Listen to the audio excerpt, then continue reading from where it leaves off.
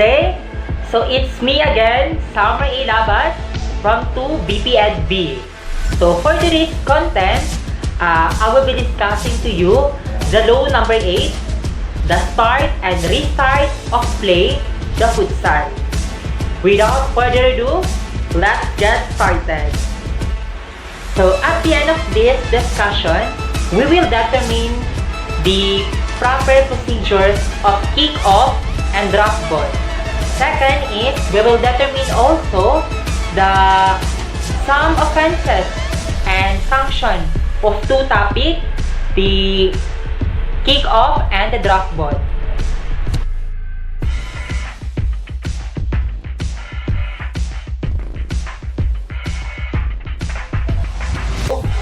Now, we're here at law number 8, the start and restarts of play of futsal.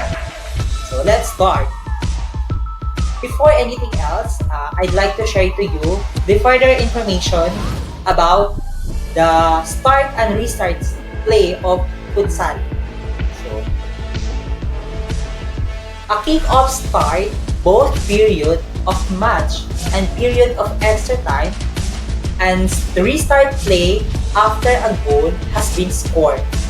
Free kicks or the direct or indirect, penalty kicks, kick-ins, goal clearances, and corner kicks are other restart.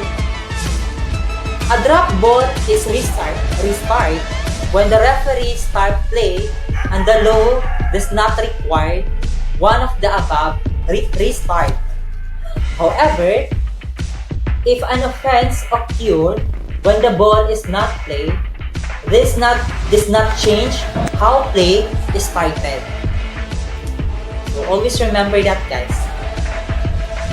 Next is, so the kick-off.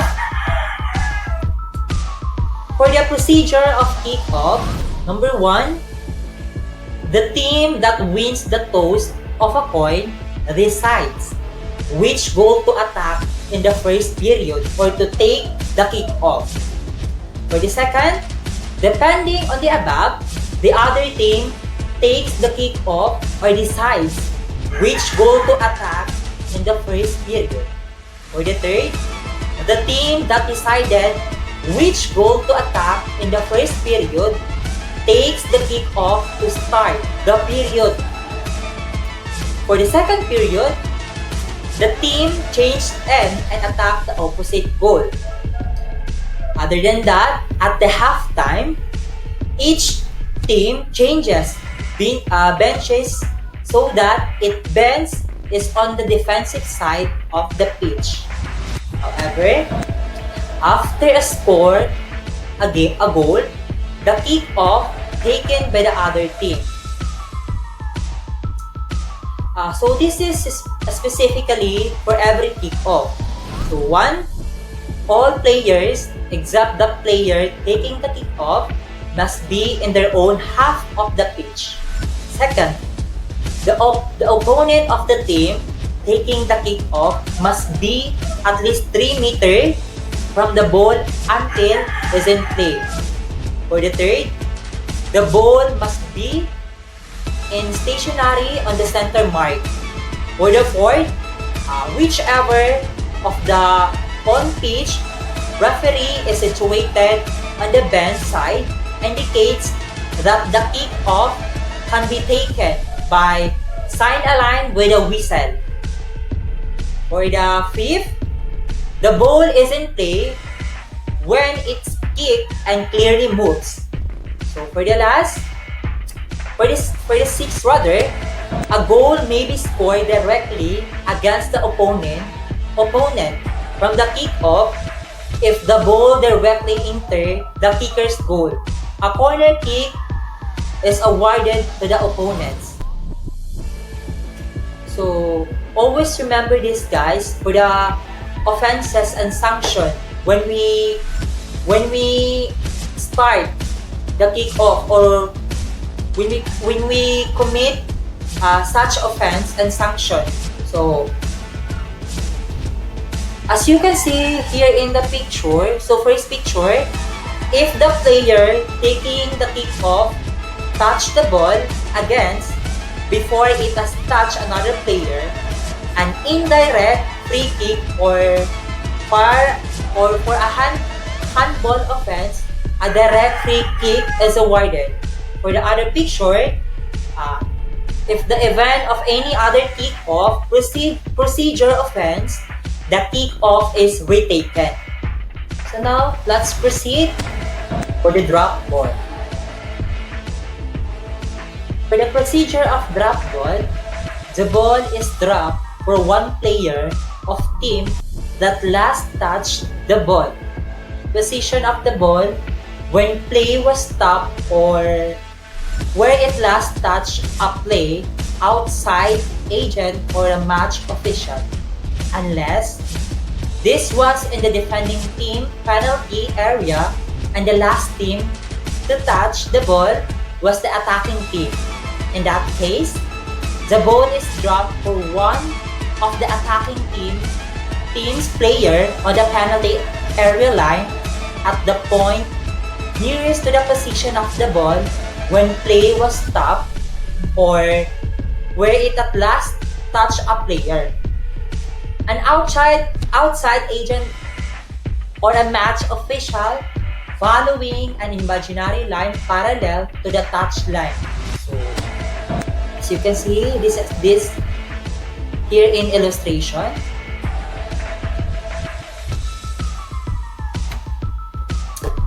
Other procedure is all other players, both teams, must remain at least 2 meters from the ball until it is in play.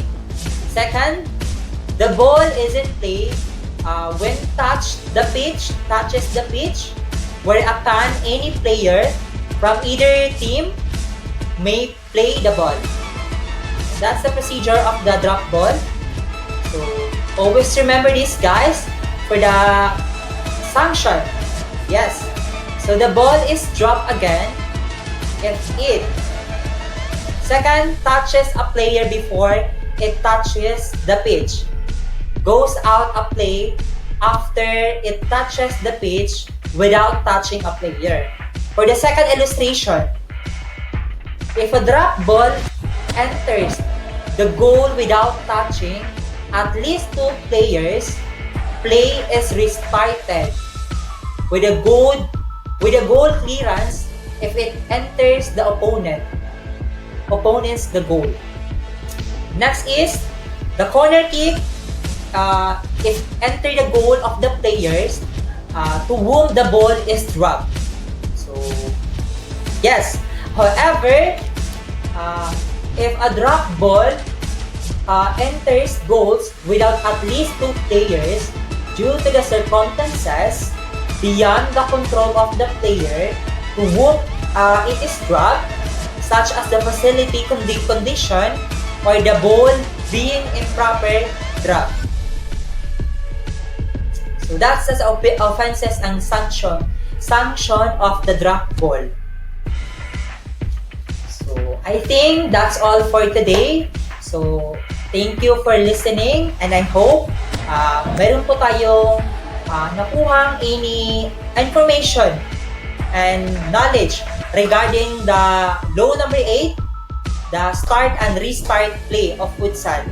So for the further information, so let's hear for the other report for the continuation of this law. So again, this is Samer A. Labas from 2 BPED. Again and again, thank you so much for listening. Keep safe and mabuhay tayong lahat. Laban lang.